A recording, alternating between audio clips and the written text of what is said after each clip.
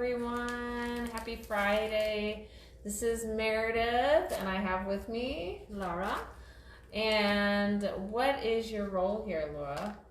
I'm an intern of I'm a social worker student doing my master's. So I'm doing my internship here. Yeah. So thank you, and we're going to hang tight for just a second. I want to make sure we let our followers know. We are actually at our office, and for those of you that aren't familiar with Caridad, I cannot take credit for the artwork behind me. We actually office out of a board member's condo, and so when she's out of town, we get to use this space for free. So we sure do appreciate that. But again, I can take no credit for how nice the space is or the really cool artwork behind us. We are on a charity budget, and I'm pretty sure we probably could not afford that art piece. All right, I'm trying to see what we got going on. All right, so today we're just going to do a little Q&A, and then Laura, if you think of anything that I'm forgetting, or if you want to share anything, go ahead, interrupt me. That's totally fine. But we're just going to kind of talk to people online as people start to get on. But right now, I think it's just probably letting people know. And if you hear anything, there are also puppies around us, so do not be surprised if we grab a puppy and have a puppy in the shot today while we're talking. That is a perk of this office. We got puppies. Sorry. I got glasses, Laura. So I'm going to get us started then, and I've got a few things that I'm just going to discuss, and as people come online, feel free to write in your questions if you have any questions or anything. We'll talk about that. But wanted to just share with you a little bit about what's going on with us and some updates. So we started our Wellness Wednesdays. Hopefully you're tuning into those with Jenny. Jenny's also here, even though she's quiet on the sides. Jenny's here with us. So on Wellness Wednesdays, we're doing those with Jenny. And we just hired a new farmer, so we'll be introducing our new farmer to all of you. Heather is her name. I cannot wait. Sadly, she is still a friend of Caridad's and is around, but Miss Elizabeth, the Grendel method, I will leave that handle below. She's still around, but she's no longer a farmer with us. So make sure when I leave that handle that you go ahead and follow her. She's doing all sorts of amazing work. She's all about herbal and all natural, and her deodorant, actually I'm wearing it right now, Laura, good for you, that her deodorant is available at our partners, the Fergusons. They have a shop and you can purchase her deodorant there, so she makes that herself. We have next week, we've got our cooking with Todd, and I'm so excited. Our partners at 7th and Carson. For those of you that don't know, 7th and Carson donates to us, and they did during the shutdown, so we are so appreciative of them because I know everyone is struggling to make ends meet, but we are thankful for them. Also, we have some online classes coming online with Jenny. She's going to be doing a reflexology class, and we'll be posting all about that, but more importantly, we've got a paint and play day coming up. If any of you out there have any paint that you can spare that is safe for skin, we're going to do temporary tattoos just because we're not sure and we don't want to push people's limits to what they're comfortable with, so we don't want the kids to have to take down masks. We want to make sure that we're being extra safe, but we're going to do temporary tattoos. So if any of you all have some paint that you could donate, we would greatly appreciate that. And if you've already registered, good for you. That event sold out in an hour and a half. We've got 50 kids, so we're sticking with the state guidelines.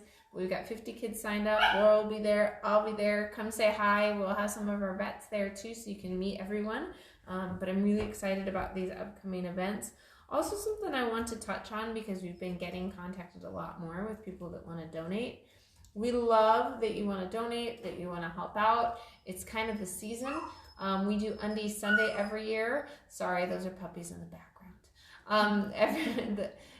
We started Undies Sunday, so how this all got started was in 2008 when I suffered from homelessness. One of the things that I saw, and I don't know if you've heard this story, Laura, was that I saw clean socks and underwear were never donated. I don't know. Do you notice that about your other job, that you're always in need of that? No. Oh, you don't? No. Oh, okay. Well, people always need socks and underwear. And one thing that people don't need or don't have access to necessarily on the streets is laundry facilities. So new socks and underwear is a necessity, and something people don't often donate. If they do donate socks, is they donate low-rise socks, but actually it's preferred to have the tall tube socks when you donate, because those can also be used for gloves. You can put things in them, use them like a pouch. So we recommend Hanes. We love Hanes. Shout out to our partners at Hanes. But we love those tall white tube socks for people to use.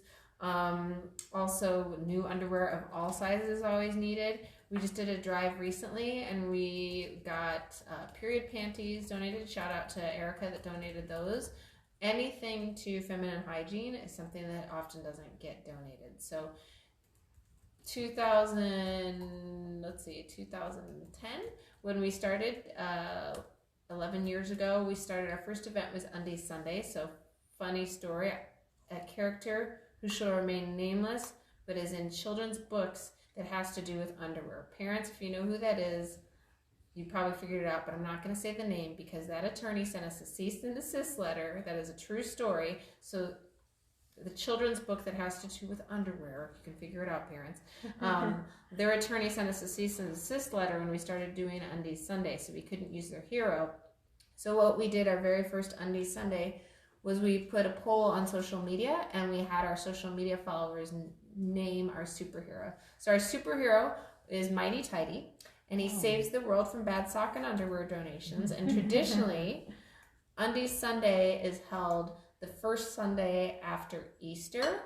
And if you're interested and you're a faith partner or just a business that want to host your own Undies Sunday, let me know. Drop a comment and we can work with you, get those materials. We do have a suggested donation fee, as that is our trademarked name, and we have our materials. But again, if you want to help out, we do it. It's the first Sunday after Easter. We always do our sock and underwear drive, and then we donate to our partners. When we used to have street outreach, so something that if you've been following us for a while, you'll know that we used to do street outreach. So we used to have a contract to go out in the streets of downtown and help the homeless. I tell everybody we were like a homeless concierge service.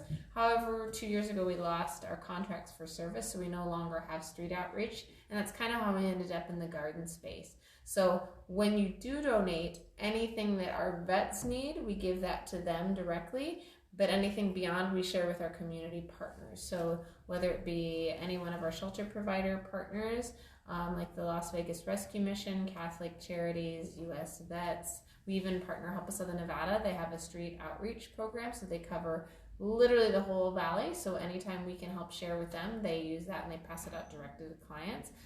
We share with them, but you can also give to them directly if you're wanting to gather those donations. So again, that's Help of Southern Nevada, the Shade Tree, Salvation Army, U.S. Vets, Rescue Mission, Catholic Charities. I think I might have said them twice. And West Care. People always forget about West Care, but West Care is the community detox provider, and they're fantastic. But really, if you have another favorite agency in town, ask them. There are also our youth shelters. I'm forgetting so many. There's so many providers in town, but anybody that you like, ask them, and I guarantee they can use new sock and underwear donations of all sizes. So they need infant on through like a triple X size. So something good that you can do. Honestly, right now, our donation needs, other than the paints that are safe for skin, we don't really have that many donation needs. I try to post things as we need them for our clients specifically, but because we no longer have that street outreach and we don't have storage space, we really don't do that. And a common misconception about what we do, and I get asked all the time, we have people that want to go out and they want to feed with us. That's not something we do, and in our almost 11 years of existence, that's actually something that we've never done. There are other organizations that do that and that partner with agencies. The Salvation Army, I know, you can go directly there. You can bring the food and pass it out. Catholic Charities, you do have to go through a little bit of a training process, but the same thing, you can give them food and you can help pass out in the cafeteria. But so I would say reach out to them and see. But that's also another one too that is always looking for donations is the Catholic Worker. The Catholic Worker is on the historic west side of Las Vegas, and they allow homeless to come in. They have a meal once a week, and then they let them use their washing machines and their showers. And so that is great. Ooh, I'm thinking of all these people as we go. Clean the World. Clean the World is a mobile shower unit that we have in our community. Clean the World can always, always, always use sock and underwear donations for their people that come through to get showers. Clean the World, for those of you that aren't familiar with Clean the World, they take the bath soaps from the hotels in town, and then what they do is they have this way of sanitizing them. I'm not even going to try to explain it because it's way over my head. But so they sanitize, melt all the bars into, or melt all the soap bars into single-use soap bars again from the recycled soaps, and then they repackage them, and that's what they use. And they give those out in goodie bags, and they also use them in their mobile shower unit.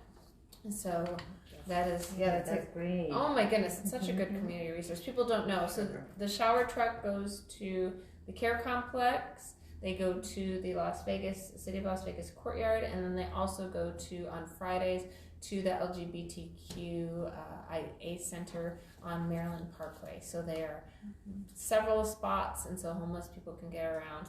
I know of another thing. I said the Catholic worker helps people do laundry, but if any of you out there watching has a passion for helping the homeless, people need help with laundry assistance. And whether that be you do a laundry day at a laundromat and the providers promote that, just whatever. But that is always, always, always a need in the homeless community is laundry facilities. So just putting it out there, anybody, if you feel so called and you maybe have the resources and you're looking for something to do to help the homeless and you can't do housing, I would say laundry is a great start. Laura, since you started with us, this is Laura's second semester with us, what do you think, I'm putting you on the spot here, but what has been something that's been really surprising to you about what we do or what you see in the day-to-day with the clients? Okay, well, I can see the work that they do with the gardens, that is very, very meaningful for them. Not just for the financial part of it, but the interaction that they have with you, with the team. I think that's a big thing. Mm-hmm. The impact that the program causes on them. Tell us, not a name, but tell us like one of your favorite stories about somebody that you've helped through Caridad Gardens. Okay. Wow. A favorite story, no name though. Favorite story? Wow, that's kind of difficult to think of something right now, but I can see them like getting their needs, something that is not something urgent, something that is not basic, obviously, but is important for them. Mm-hmm. Getting those needs met has been one of the things that I like to see. How about then? So our slogan is humanizing the homeless. Any stories that you could share with the audience of like maybe fun things or funny things that you've experienced with our vets? Oh, I can't think of anything now. Oh. Putting you on the spot, sorry. Yeah, you are. No, I don't know. What kind of stories? Well, something that I remember like last year, like towards the end of the year, was when we took the group of our vets and shopping. Yeah, the makeover day. The makeover day. So one of them was especially excited and didn't stop like thanking for the things that we were providing to them. So that was fun to see, mm-hmm. like a little kid receiving a gift. And what was that? You were stationed, just tell everybody where you were stationed. I was stationed at the Walmart. Yep. Supercenter. And what were you doing there with the vets? Helping them find clothes and shoes and basically it. Yeah. Everybody, thanks to the Presbyterian Self-Development of People grant, we were able to let our vets pick out one outfit. So they got to get shoes, a top, and a bottom. And then Laura was over there helping out and then calling me. I was the shuttle, so calling me when they needed pickups or lifts and helping coordinate that at the Walmart here locally. And so that was really awesome. Yeah. And then we had photographers. Did anybody ask what you guys were doing? Because we had photographers following the vets along the day to document the day. Yeah, nobody asked anything, but they just enjoyed seeing them Yeah. going through the racks and finding their clothing. Yeah. That was a fun one. And you could see a difference in them after they got their Oh, makeovers. really? Yes. They like to the way they feel. Yeah. They like to see themselves like in the mirror and makeover. Yeah, that was fun. How about the farm? Have you learned anything, or is there a favorite farm memory that you have? Okay, the farm. What? Laura is a whiz in the farm, and she is fantastic when she can help in there on her days. I love having you in there. Sure. What the farm? The hydroponics. Oh my God, that's an incredible place to be. Seeing the plants growing, and the smells of the plants. That's incredible. I love that. Laura, we had some harvest today. What are you taking home today? Okay, I'm taking some charts and some peppers. Yeah, she got green peppers and Swiss chard. And, you know, we have, they're growing like crazy, like really well. So we have our remote gardeners. So those are our veterans that they grow plants from their home. And we just harvested today, and they won't eat the chard. They're supposed to eat it. We were growing some of those special requests from the restaurants, but then with everything opening and closing, and so we just told the vets, hey, you can eat what you grow, but we've actually had the hardest time getting our vets to eat what they're growing. And now our little peppers, they're super cute, our green peppers, but they're little, and so then the vet said they don't want to eat them because they're not big enough. So they're used to like the weird mega steroided out green peppers, and so they're not sure what to think about our peppers. But so that's kind of funny. I think we might have to do something where we just cook for them using the produce, because so they can taste. So they can taste it. We'll get them hooked. Yeah.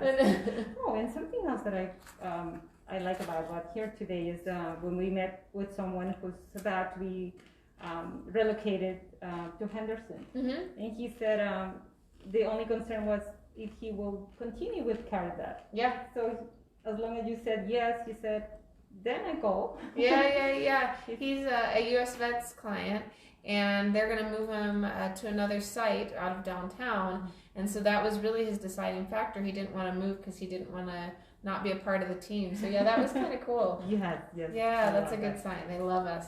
And we do have something for people to know. Even though we're jobs reintegration, this program with the garden, we built it so that it's not a requirement, so people don't have to. I should go back here. So we built it so that people aren't graduating out of the program. People ask me how we do job placements and things.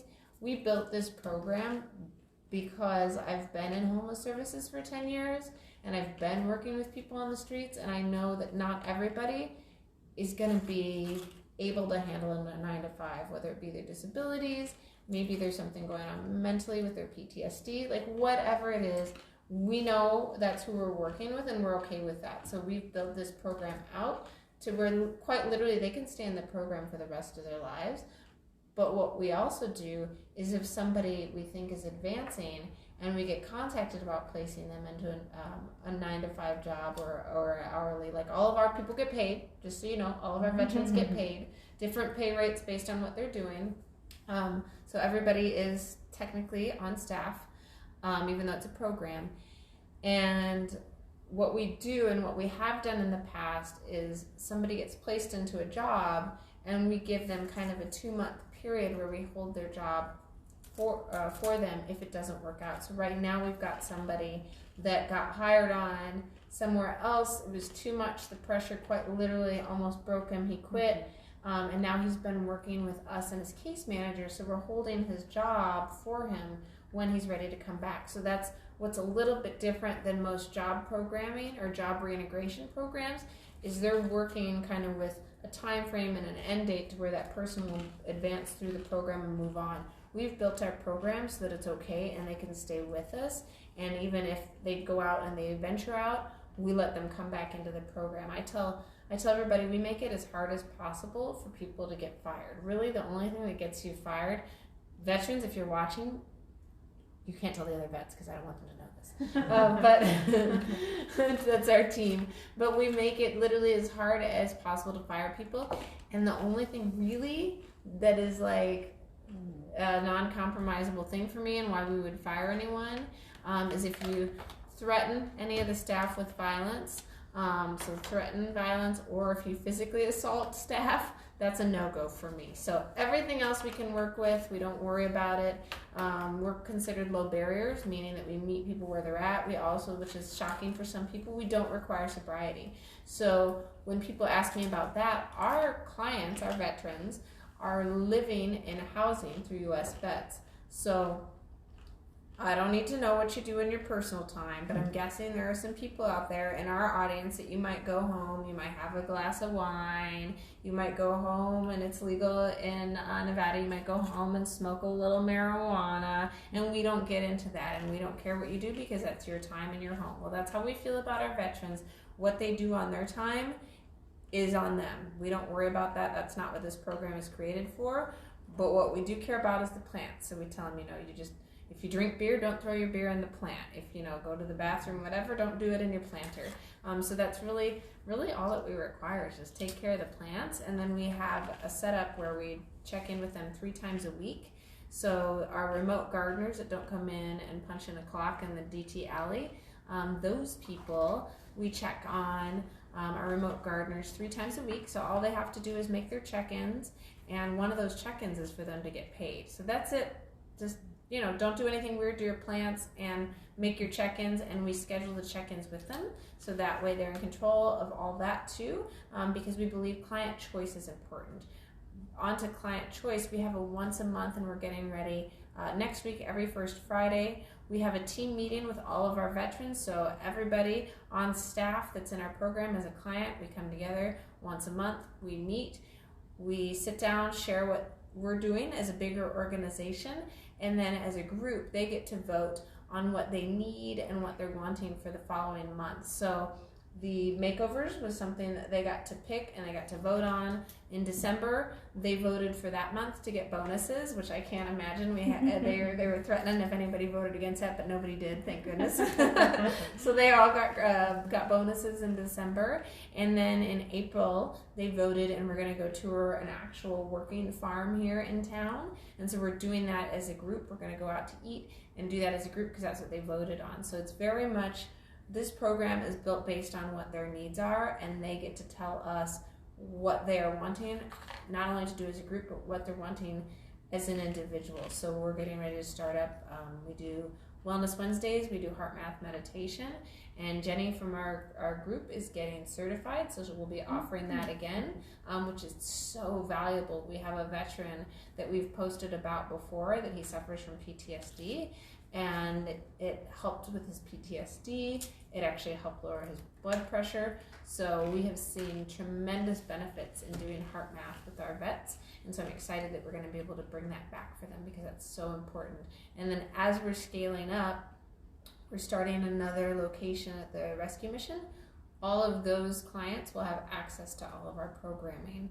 And so Jenny, poor Jenny, I'm picking on her, she's sitting right over here. But Jenny is also a certified personal trainer, so she's going to start doing, with the Bar Stars, workouts in the alley. So all that's for free. So not only are we introducing fresh produce, we're helping meet their needs when they tell us they have needs, us along with our case managers at US Vets, our partners, but also we're offering health and wellness things for them for free.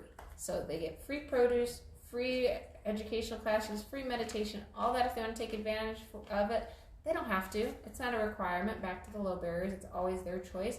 But I know from my experience, having lived on the streets, that choice is so important because it gets taken away from you. You just get told you have to be in this line, you have to do this. There's a lot of times program requirements that you have to jump through hoops for, and so to give them choice, I think that's so important. Plus, we're customer service based. I'm all about customer service, and so delivering great customer service is knowing what your client wants, and so that's why we have those meetings. That's why we're constantly talking and listening and changing our programming based on what they need. Am I forgetting anything? No, I think you had it all. That you've been around other agencies, right, Laura? Yes. So have you noticed any big differences? Now I'm curious. You don't have to fluff me. Tell me the honest. What is anything really different about us, the stands out to you? Probably first of all, this is a different population that I've been in touch with, in contact with, and I'm amazed by the meaningful, the meaning that this job gives them with the integration of all the aspects that you mentioned. So I think that something different. I like the contact. I think that this is different. Yeah. About that, like direct contact of all team members with the clients. That's something different. Yeah. And back to what Laura, she mentioned something about the plants. It makes a difference when they get the plants. They take such pride in their plants. Have you noticed that? Yes. Whenever we go to see them, they show us. See this little thing, this tomato, this plant is growing. They're proud of what they are doing. Yeah. Yeah. And we transplant. So the DT Alley off 6th and Carson, they're sprouting plants for those planter bins because those always get messed with, unfortunately. But they're constantly sprouting plants for those. And so it's funny. Have you been around when we've transplanted? Yes. They get like emotionally attached to the plants, and they get kind of upset even though they know it's coming. They get upset when we take their plants. Oh, yeah, sure. They are, yes. Yeah, it's kind of funny. And if you're in the alley, make sure to check out the produce out there. We've got poblano peppers, which are sweet. They're growing out there. We've got some green peppers. I'm trying to think, is there tomatoes? We've got some cherry tomatoes also growing. Is there anything I'm forgetting, Jenny? The chard. Oh yeah, this was chard. And with that, if you see that, it almost looks like rhubarb for those of you that know what that is. But you just grab it by the base and twist that leaf and it'll pull right off. And I was just telling our vets today, that's great if you saute that with some oil and garlic, kind of like a spinach, and it's so good. Or you can use it on salads. But that's out in the DT Alley and it's ready to eat. I would highly advise you to rinse it off if you do pick anything out of our edible planters. Because even though it's good, we don't know what happens when we're not there. And as those of you that are familiar with downtown, it gets a little lively after dark. So I would definitely rinse off that produce. We've got agave growing too, but any tequila drinkers out there, it'll be about 10 years before that's ready for you. So sorry. And for a lot of things. Yeah. Ooh. And we should bring out some avocado, or not avocado, aloe. We should transplant some aloe so people can, in the summer, pick off aloe. Sounds good. Yeah. We've got some good stuff going. Also, we've got, let's see, so March the 3rd, we have our Cooking with Todd, our veteran, at 7th and Carson, so that I cannot wait for that one. He's excited for his close-up. If anybody needs a fill-in on your filming, Todd's excited and he likes to be on camera. I can't wait for y'all to meet him. Then the following week, let's see, the following week is that Mike's recovery after the Cooking with Todd? Yes, I believe so. It's Todd's. Bar Stars will be on the 10th. Oh, Bar Stars, that's right. Bar Stars. Opening. Ooh, Bar Stars. Jenny has been working on a mural that you'll have to come check out, and then they're going to be doing a workout and the grand opening kickoff. And then are they going to be doing weekly classes? Yes. Awesome. So we'll have to share about that when it happens for the Bar Stars. I can't wait. And that is free to the community. You can come down and do those workout classes with them in the DT Alley. And then on the 17th, we'll be live from our partners at Mike's Recovery. So we'll be with Mike. And Jenny will be talking about pressure points and an upcoming class that we're going to be offering using Mike's Recovery. We'll be using his oils, so you'll have to look out for that. Again, all this will be posting online, but because we're trying to respect that we know things aren't fully open and we don't want to make people uncomfortable, we're going to get back into doing events. We're going to be trying some events online. And we'll see how that goes. But again, I mentioned we have the Children's Paint and Play coming up on the 20th. Unfortunately, the tickets are sold out. But for you adults, we're working on doing a sip and paint for the adults I'm not going to say the location until we have it confirmed, but we'll be working on that with downtown, and that'll be, again, like the children's paint and play, where we have our vets working at the tables so you can meet people, learn more about us, but more importantly, just come out, have a good time. But we're working on that location so it's outdoors and we can provide safe social distancing, because that's really important to us. Again, we don't want to push people to where they're not comfortable, or we don't want to take those risks with anybody either. I'm trying to look and make sure I got everything. Oh, the other thing that I'm really excited about that I want to share with you all is our produce will be at the Vegas Test Kitchen next week. So that's off 11th and Fremont. Really cool concept. Shout out to Jolene from Secret Burger. Her, and then I think on any given day they have close to 7 concepts or 7 chefs. And so these are furloughed chefs. For those of you that don't know, things have been shut down. They're now open 35% in Las Vegas. But so a lot of places, especially the casinos, furloughed their chefs. And so they have taken over this space. It's an app. You come in, it's a little spot. You download the app and you can order straight to your table. You get that. That's a package downstairs. Sorry. You order, and it's 7 chefs with their different concepts. It's all one app, and so you can order from multiple concepts. And you don't have to get anything, just the door. Sorry.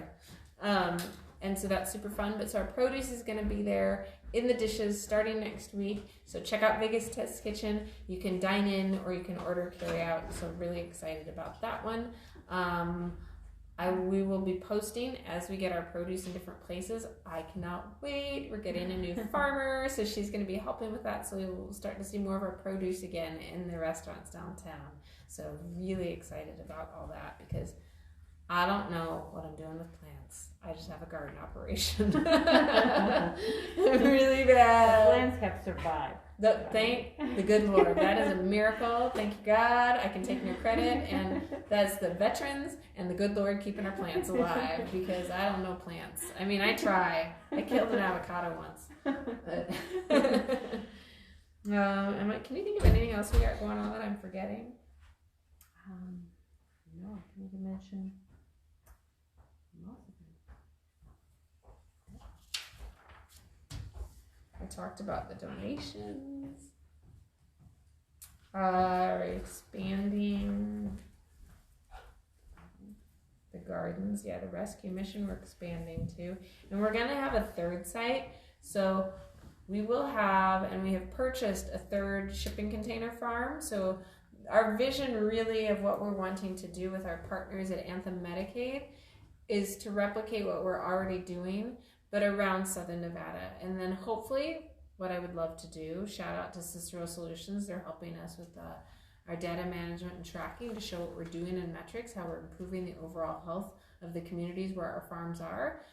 My vision is to scale it up and do it around the country. And I have been honest about this with the board, with everyone. I know my capabilities, and I have worked at other organizations where they have scaled up and they have one centralized office but have multiple sites.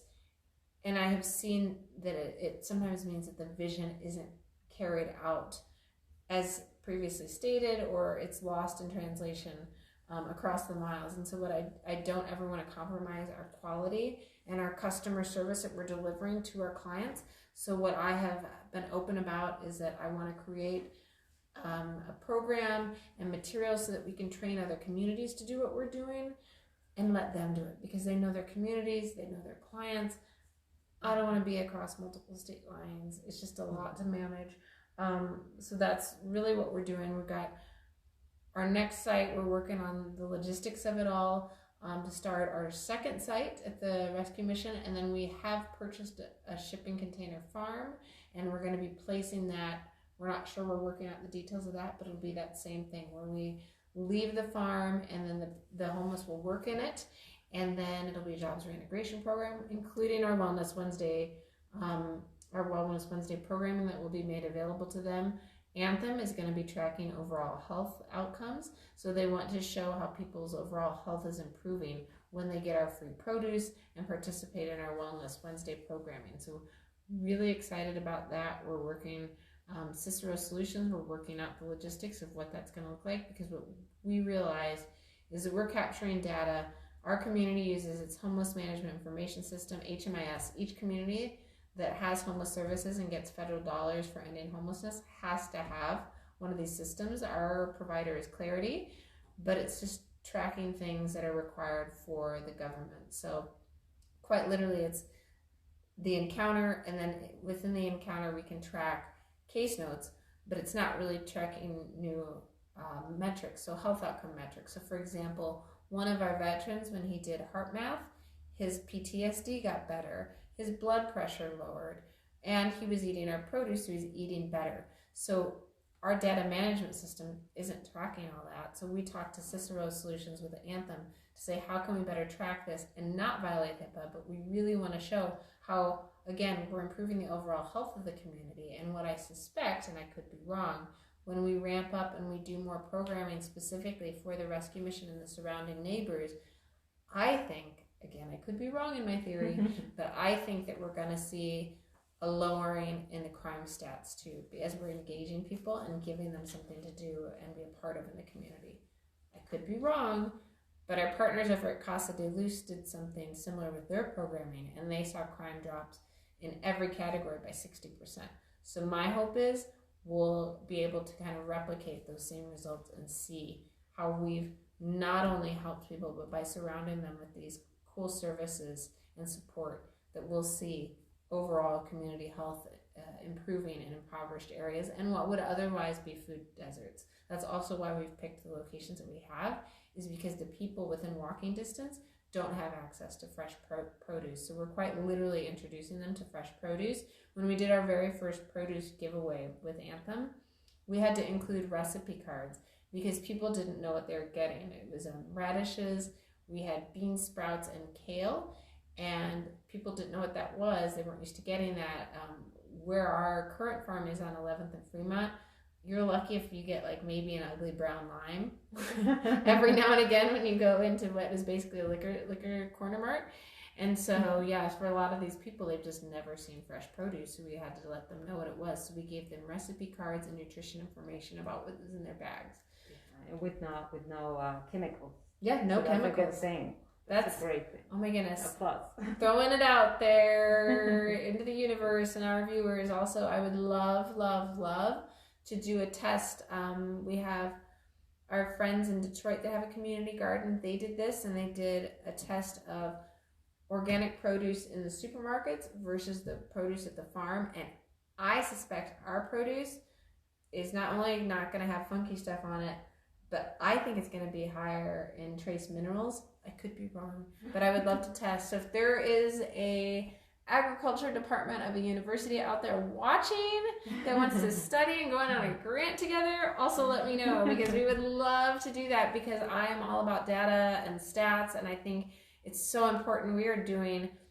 This is the only program like this in the country, and I think it's really important that we tell our story with data. So any universities, blink, blink, blink, blink, blink, if you'd like to hit me up, we would love to do a study with you and show in research and data how we're making an improvement. The only thing close to what we're doing is our friends at Mobile Loaves and Fishes in Austin. They have within their community, it's a tiny home community for formerly homeless. They have on site, they have a garden, and the garden services that population. And then they sell the excess produce at a weekly farmer's market. So that's the only thing kind of close, but our wellness programming is different. So that's our little spin on things. So quite literally the first in the country like this, where it's jobs, it's wellness, it's so much more than just free produce and growing. Are you going to say something? No. We're just thinking of all the whole. It's a holistic. Yes, for clients and for the community as well, right? And what I've noticed in my years of working in homeless services and even experiencing myself is ending homelessness is so much more than housing. It's those, like you said, wraparound services, but community, really. I think people or programs, we throw homeless into housing And case managers, there are boundaries and things that they can't do, because at the end of the day, a case manager still has to be professional. They're working with that client on their caseload, and so they can't really truly be a friend. And at a bigger agency, like, you might, if you're lucky, get to stop by once a week and check on that person, but in reality sometimes it's only once a month. Well, you've taken somebody that has, for better or worse, been outside on the streets in community. Now granted, it's a dysfunctional community, but we throw them indoors. Some of these people have been out on the streets that are in this housing. They've been 1, 2, even 5 to 10 years on the streets. You can't just throw somebody indoors, say good luck, or watch some TV and get on it. That's not how it works. It's almost that reintegration back into society for them. And so by having things like our programming, it really helps. LA created, their United Way created a companion program, so like Big Brothers, Big Sisters, where they adopted indoor, stably housed people, adopted newly housed people, and they kind of mentored them, and they had great success. And that's something we are working on right now. We need to staff up a little with our leads. I'm working on hiring and training, but that's something that we have coming, because I just can't emphasize enough that people are lonely. We throw them indoors and they're lonely and they need help. And so back to the call for volunteers. If you'd like to be a part of that and help with us, let us know, because even just hanging out with people is really what people need that are recently housed and have been homeless. They just need a friend. They just really need a friend. So let me know if you'd like to help with that, because we are going to be looking for people that are willing to be companions. It's going to be a 6-month commitment. Minimum 4 hours is all, because we don't want to be burdensome, and no money is required. And I would challenge you, if you want to take them shopping and things, would you do that for all your friends? I would hope not. I would hope you don't foot the bill every time you go everywhere, but that's why we're not requiring it. That's not a requirement. This is literally a friend, and we'll provide the support that you need. So that way, you know, if you walk into somebody's space and they're going crazy punching holes in a wall, that's beyond what you should be doing as a volunteer. You can back out, you can call us, you can call a case manager. So kind of controlled space, but volunteering and befriending one of our people through our new companion program. If you're interested, again, drop a comment so we can plug you in. Is there anything that you want to leave on? Any facts? Anything that you think people should know that are tuning in, Laura? No, just if you are interested in helping others, and you have skills, you have love to share, just join Caridad. And I will say, a lot of you that know my backstory, or even if you don't, so my backstory is I went to Nazarene Seminary. I was a pastor for 18 years. We don't preach at our people, so I will say that. I'm prefacing this call to volunteers. That's great, and a lot of our people have faith, but we also don't want to force that on people. This goes back to going into people's homes and doing whatever. Like, hopefully you don't have people forcing you to do things inside your home. So we would ask that you do the same with our clients, that you would respect their space and their beliefs. Not everybody needs to be witnessed for whatever, and let them dictate or direct that, please. That's all I ask that. I found more often than not, people in the homeless community or newly housed actually are people of faith. So also don't assume, don't come in with your biases.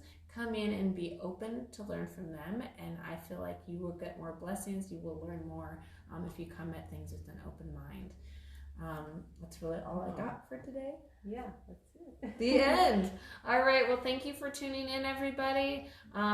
Thanks, and happy Friday. Have a great weekend. Come see us at the DT Alley, and let us know if you can help out, want to volunteer, or I threw it out there in the universe. If somebody wants to help and do laundry for the homeless, that is a need. Sock and underwear, new sock and underwear for our partners at the shelters and homeless providers in the valley. That's always a need.